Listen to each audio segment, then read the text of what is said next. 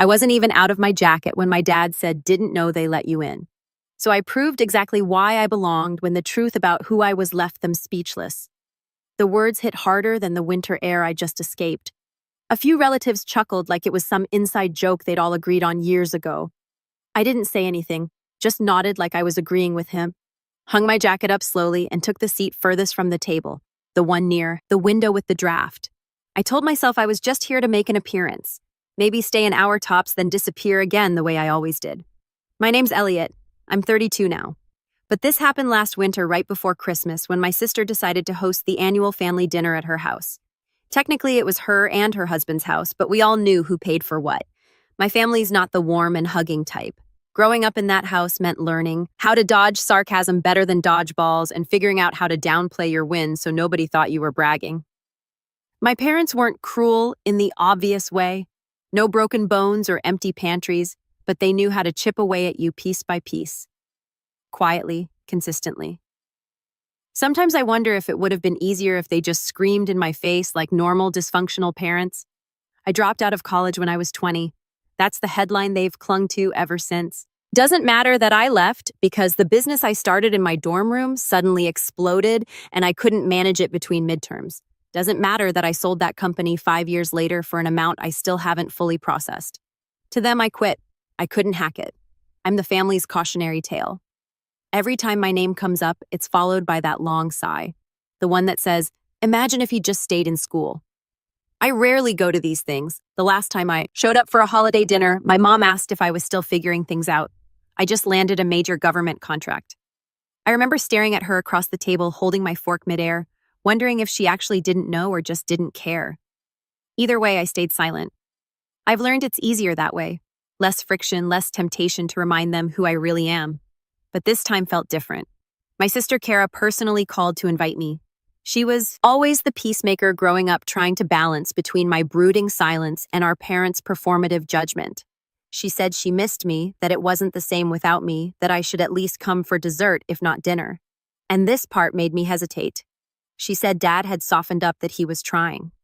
Against my better judgment, I said I'd think about it. Then the week rolled on and I figured, why not show my face, eat some pie, leave before anyone got too nosy. I pulled into their driveway 10 minutes late. Not enough to make a scene, but enough to avoid the opening speeches. The lights inside glowed warm and golden, and for a brief second I almost believed this time would be different. But then the door creaked open and Dad saw me before anyone else. Didn't know they let dropouts in here. No hello, no smile, just that. I could have left right then, gotten back in my car and driven away. But something inside me, some mix of curiosity and quiet defiance, made me stay. Maybe I wanted to see how far they'd go this time. Maybe I was just tired of running from people who never bothered to catch up. The dining room was packed, long tables stretching almost wall to wall, covered in beige and gold decorations, the kind that scream, "We only use this for company." Every seat was taken except for the one in the corner. I passed by cousins I hadn't seen in years, their kids glued to tablets, the smell of cinnamon and turkey thick in the air. My mom barely glanced at me, just said, "Oh, you came," and turned back to her conversation about someone else's wedding. I sat quiet, observing. I'd gotten good at that over the years. My cousin Ben was talking loudly about his promotion at some insurance firm. His wife chimed in, practically reciting his resume. Everyone nodded, congratulated, toasted. I picked at the bread rolls. No one asked me anything, which honestly was a relief. Then during the second round of wine, someone clinked their glass and said, "Time for the family career check-in." It was supposed to be a joke, kind of. Uncle Ron started it years ago and it stuck. Each person would go around and give a quick update on what they were doing. Promotions, new jobs, even firings. It was all part of the ritual. The adults pretended it was lighthearted, but you could feel the tension build as it moved around the table. My turn came last. Kara tried to skip me, but Uncle Ron laughed and said, "What about Elliot?" "Still chasing the dream." I looked up from my drink. "Yeah," I said, "still chasing." A few chuckles. My dad smirked. That's when Kara's husband Matt leaned over. He's newer to the family. Married my sister a few years ago. Nice guy, corporate type. We'd never really talked. "Where do you work anyway?" he asked casually, like he wasn't expecting much. I paused, thought about lying, thought about saying I was in consulting or something vague, but I was tired. Tired of minimizing, tired of pretending. I told him the company name. He blinked, then looked me over like I'd just spoken fluent Mandarin. "Wait," he said slowly, eyes narrowing. You're my CEO. The room went silent. I mean, dead silent. Fork stopped moving. Even the kids looked up, and that was the first time I realized. No one here knew, not even Kara. I looked at him deadpan. Yeah, small world. He laughed once, short and sharp. You're kidding. I wasn't. Silence stretched again. My dad's face shifted. Confusion, then denial, then something harder to read. My mom blinked like she'd misheard. Uncle Ron cleared his throat. No one said a word. I reached for my glass, sipped once, and let the tension hang. But that was only the beginning, because the second Matt pulled out his phone and fact-checked me under the table and confirmed it. The dynamic of the room started to unravel. And trust me, I hadn't even gotten to dessert yet. Matt stared at me like he was trying to rewrite everything he thought he knew. The screen of his phone glowed beneath the table as he scrolled, no doubt checking the company website, maybe even our LinkedIn page. I didn't need to look. I knew what he'd find. My name was right there on the executive roster. CEO, co-founder, the title they'd all scoffed at if they even knew it, existed. He looked up again, face flushed, eyebrows raised like he was still processing. You're Elliot Hawthorne, he muttered, just loud enough for my sister to hear. As in that Elliot Hawthorne. Kara turned toward him, confused. Wait, what are you talking about?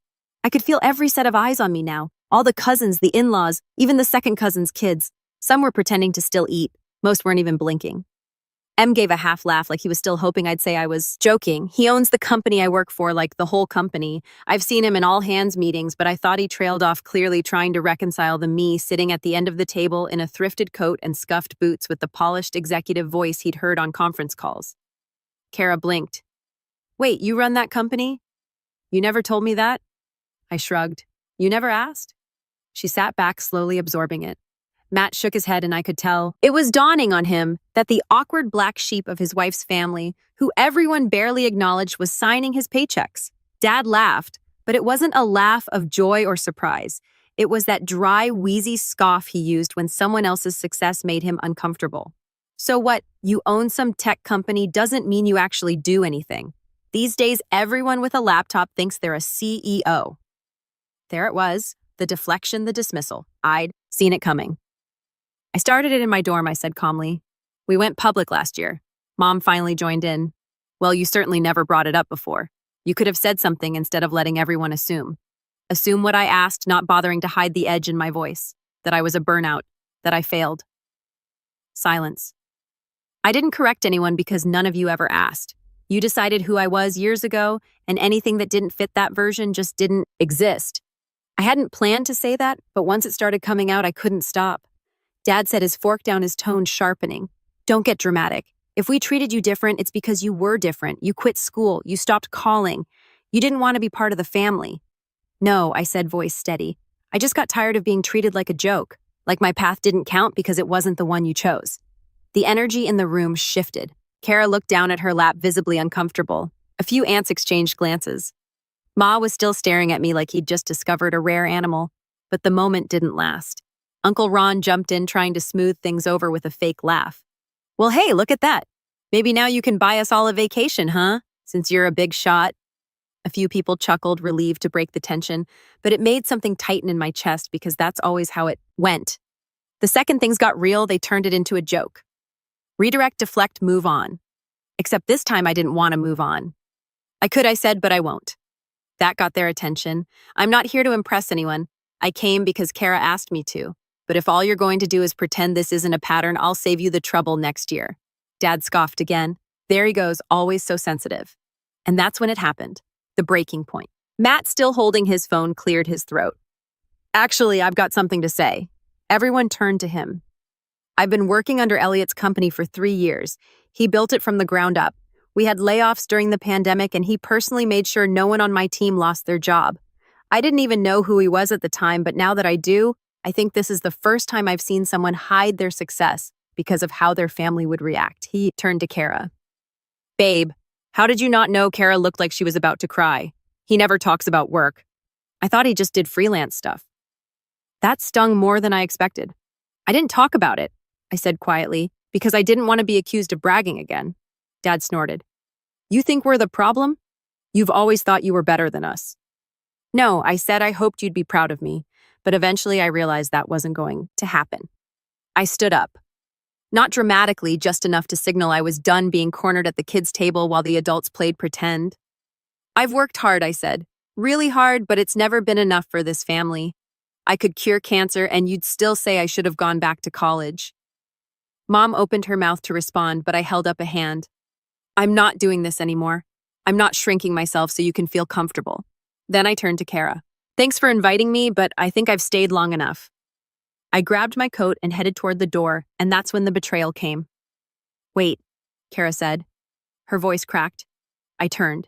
She was holding something behind her back. A small wrapped box. I was going to give this to you later. It's from everyone. She handed it to me. I opened it. It was a book. A self-help book. Finding Success After Failure. How to Rebuild When You've Hit Rock Bottom. I stared at it, then looked up at her. You all picked this out together? She hesitated. It was Dad's idea, he said. Maybe it would help you get back on track. The room was silent again. Even Matt looked horrified. I didn't say anything. I didn't throw it, didn't shout. I just set the book on the table, turned around, and walked out.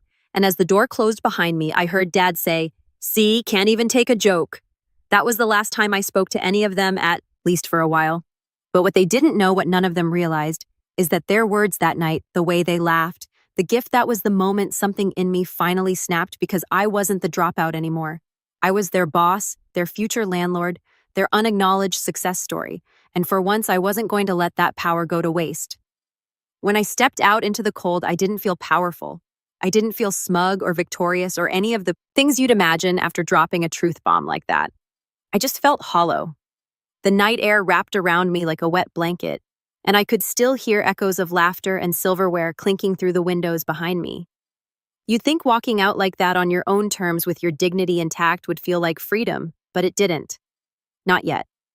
It felt like walking out of a burning house only to realize you'd left pieces of yourself inside. Sat in my car for a long time, engine running, fingers gripping the wheel.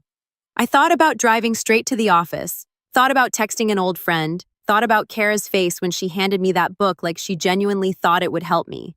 The thing is, when someone hands you a book titled Finding Success After Failure, it's not just a gag gift. It's a message one wrapped in holiday paper and 4 smiles. One that says, we don't see you, we don't hear you, we still think you failed. And I guess I believe them. Somewhere deep down, even after all the contracts and headlines and IPO celebrations, there was still that insecure kid sitting in the back row, desperate for a nod of approval that never came. That night, I didn't sleep. I paced my apartment, restless, replaying the entire dinner like a courtroom drama. The faces, the silence, the way Dad said, "Can't even take a joke." Like I was the one making things awkward. I thought about calling Kara, but what was there to say? Thanks for the book, by the way. I thought about Matt, too. How quickly he went from disbelief to silence. Like once the novelty wore off, he remembered who I was supposed to be in the family hierarchy and adjusted accordingly. By morning, something in me had shifted. I didn't spiral exactly, but I withdrew. I stopped responding to emails that didn't need urgent answers, stopped showing up for optional calls. I still ran the company, sure, but I started letting others take the spotlight. I delegated more. I started showing up in jeans and hoodies instead of the tailored blazers I used to wear like armor. People noticed, but no one said anything. I guess when you're the CEO, people assume you're always in control even when you're unraveling. But I wasn't spiraling out of recklessness. I was peeling back layers I didn't realize I'd been wearing. I stopped. Going to the gym, started eating more takeout. Nights blurred into mornings, and I found myself rereading old journals, old pitch decks, even some of my college essays. Looking for the moment I became that guy, the one my parents could only describe with disappointment. And somewhere in that mess, I found something I'd forgotten. A letter. It was from my freshman year professor, printed out and folded into quarters. A response to an email I'd sent him right after I dropped out. Then I had written to apologize for wasting his time, for not seeing things through, for not being what he thought I could be. His reply had been short. Elliot, you're not a failure. You just outgrew the room. It's scary, but that's not the same thing as quitting. Keep building. The rest will catch up eventually. I must have read that letter 5 times in a row. And on the 6th read, something inside me clicked. I hadn't failed. I'd evolved. My parents didn't want evolution. They wanted obedience, predictability, a version of success that looked like a framed degree, a cubicle, a mortgage by 30. They didn't know how to process someone who skipped all that and still came out ahead. I spent the next few weeks doing something I hadn't done in a long time. I unplugged not from the company. I still took key meetings and checked in with the execs. But from the noise, the expectations, the pressure to prove anything to anyone. I walked more, explored bookstores I'd always passed by but never entered. Started journaling again, not in some performative self-care way, but honestly messily. I even bought an old typewriter from a thrift store and banged out pages just for the sound of it. And slowly, the fog started to lift. I began mentoring a few young entrepreneurs in my spare time.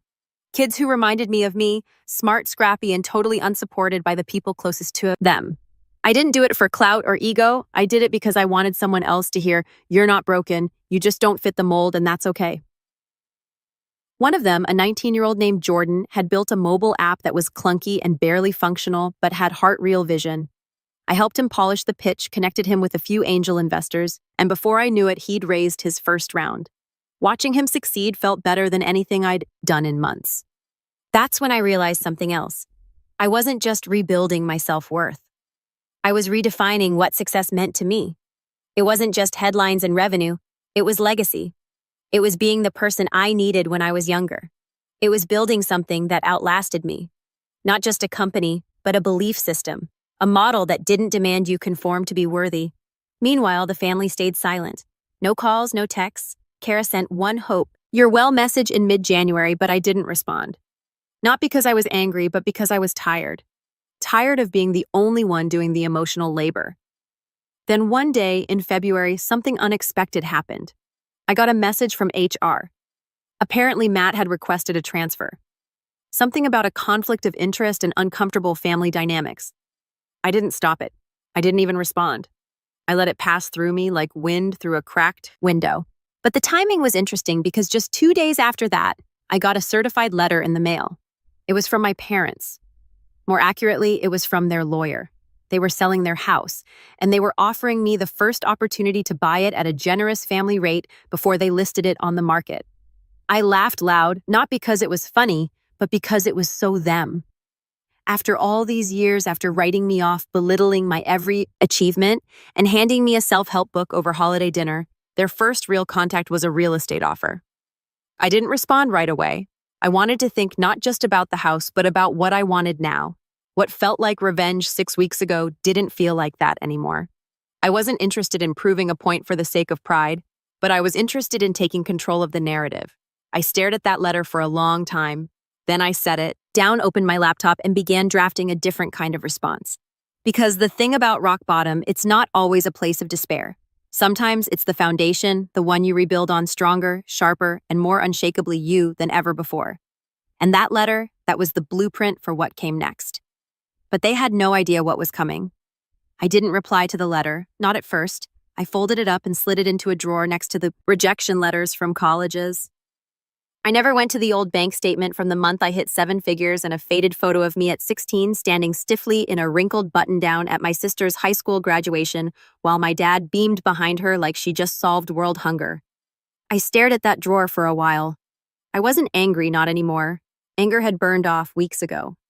What was left now was something cooler, more focused, precise. I'd learned a long time ago that revenge wasn't about shouting the loudest or slamming the most doors. It was about control, about showing people quietly, methodically, that the world didn't orbit around their approval. That house offer, it wasn't a peace offering. It was bait. My parents weren't sentimental. If they were, they would have called, would have asked me how I'd been since the dinner, maybe apologized or at least pretended to. But this wasn't about reconnecting. It was about convenience and desperation. I did some digging. One of the perks of owning a company that specializes in financial software integration is access. Not a legal access, mind you, but connections, data, public records, real estate filings, trends. A few calls later, I had the full picture. Turns out my parents were broke, not flatline bankrupt, but close. Their retirement fund had taken a hit during the last market dip, and Dad, Mr. I worked hard. For everything I have had, apparently refinanced the house to fund some investment opportunity 2 years ago.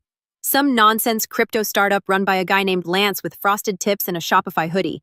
It tanked. Now they were trying to sell the house before the bank started knocking. And their pitch to me as the first family buyer was more about skipping realtor fees than mending fences. It all clicked into place. The self-help book, the silence, the sudden need to reconnect via certified mail. They didn't want a relationship. They wanted a bailout. And that's when I knew I wasn't just going to reject their offer.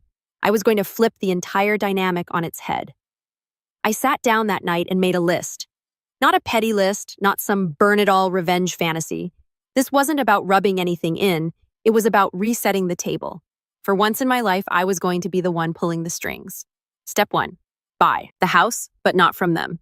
I contacted the bank directly, not through a third party, through someone I'd met years ago at a fintech conference in Austin, a mid-level account manager who'd since been promoted to VP of lending.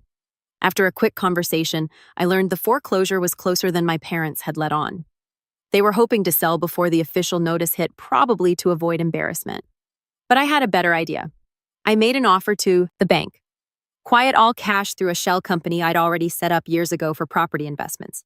Technically, it was an anonymous entity. No ties to the Hawthorne name. The bank was thrilled. I got the property for 20% below market value. No drama, no back and forth, just business. Step 2 set the stage. I didn't evict them, not yet. That would have been obvious. Too fast. I needed them to feel safe, settled believing they'd dodged a bullet and maybe even come out ahead. So I waited, watched, paid the utilities, quietly made sure the mail kept coming. From the outside, nothing changed. But behind the scenes, I was preparing. I hired a property manager, someone new to my circle, not connected to the company, who could play the role of representative for the new landlord. I gave her clear instructions. No rush on anything. Let the tenants enjoy their remaining lease. Just make sure they knew the house had been sold and would eventually be repurposed. When the letter came from the manager a month later, Mom called Kara in a panic. Kara texted me. Kara, did you buy the house? I ignored it. She sent another one the next day. Kara, they think you did. You didn't write. I still didn't reply. Not because I was being cruel, but because I wanted them to sit with the uncertainty, to feel what I'd felt for years. Ignored, dismissed, out of the loop. It wasn't about cruelty. It was about balance. Step 3, gather my allies. Matt quit his job. He didn't say why, didn't have to. HR flagged it for me and I let it happen. But I did keep an eye on his next steps. Turns out he landed at a competitor.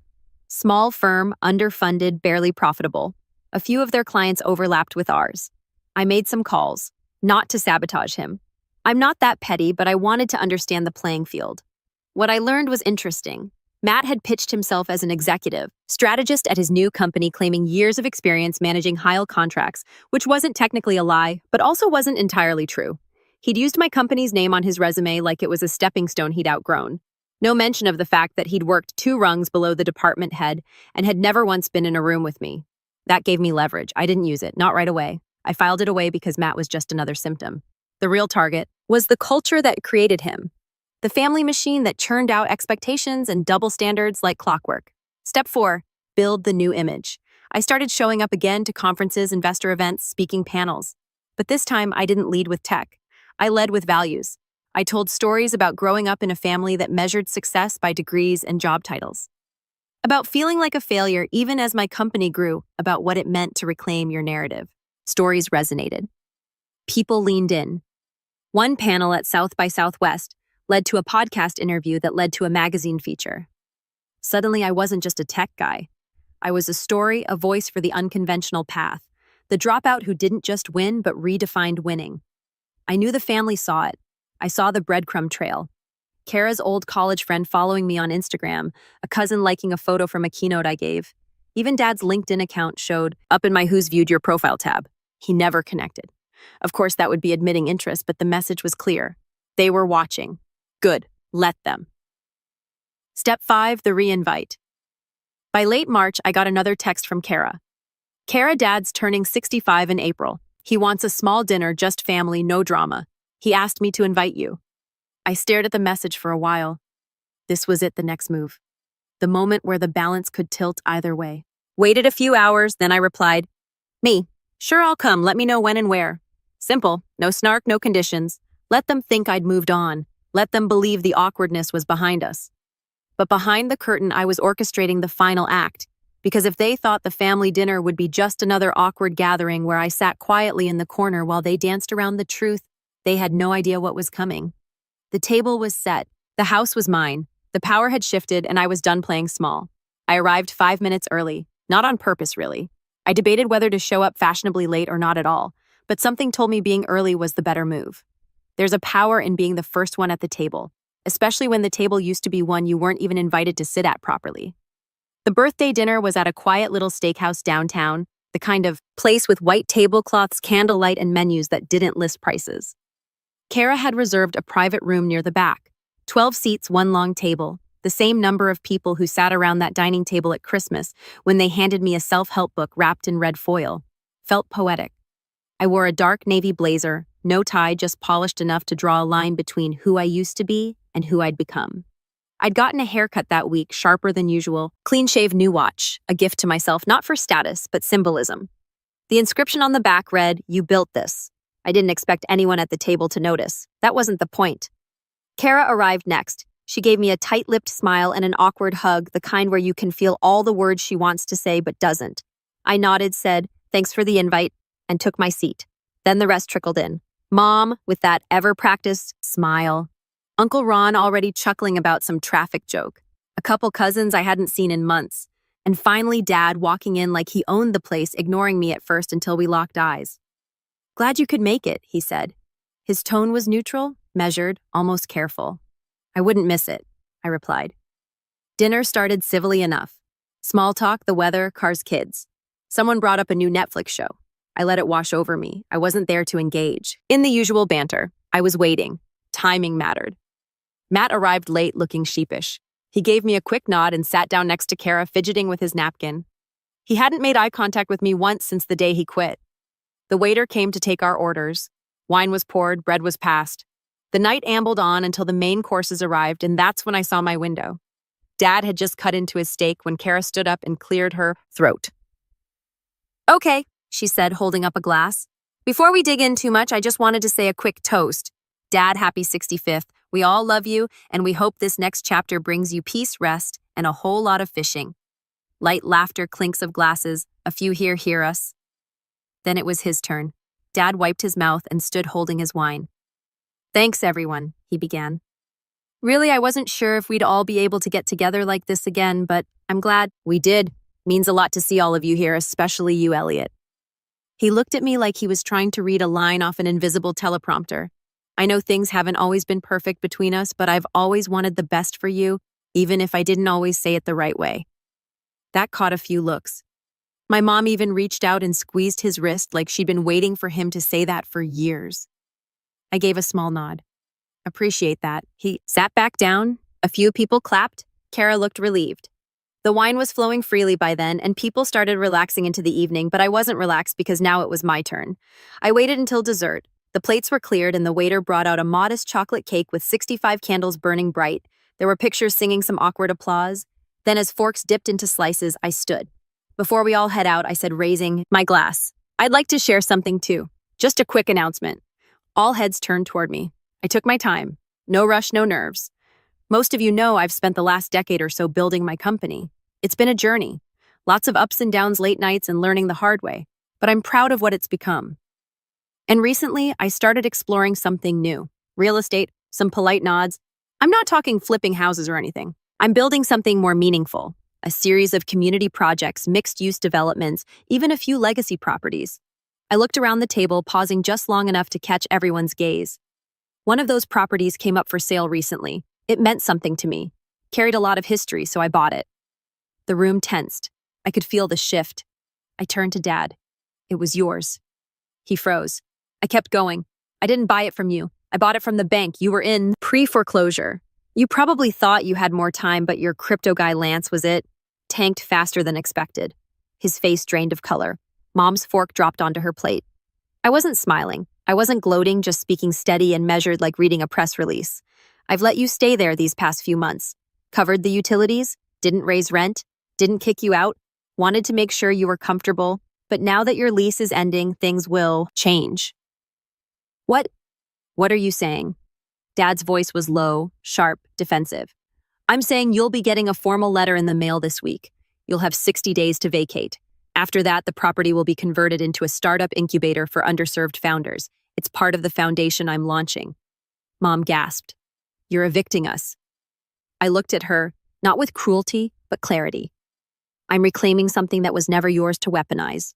Silence. Dead. Thick silence. "You could have called," she whispered. "You could have believed in me," I replied. "At any point in the last 12 years, but instead you mocked, dismissed.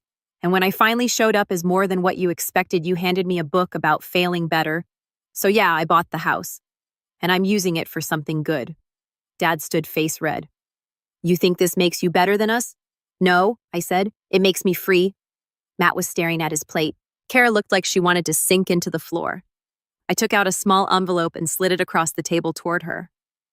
What's this? She asked. Something for your kids, a scholarship fund. Fully paid tuition wherever they go. No strings.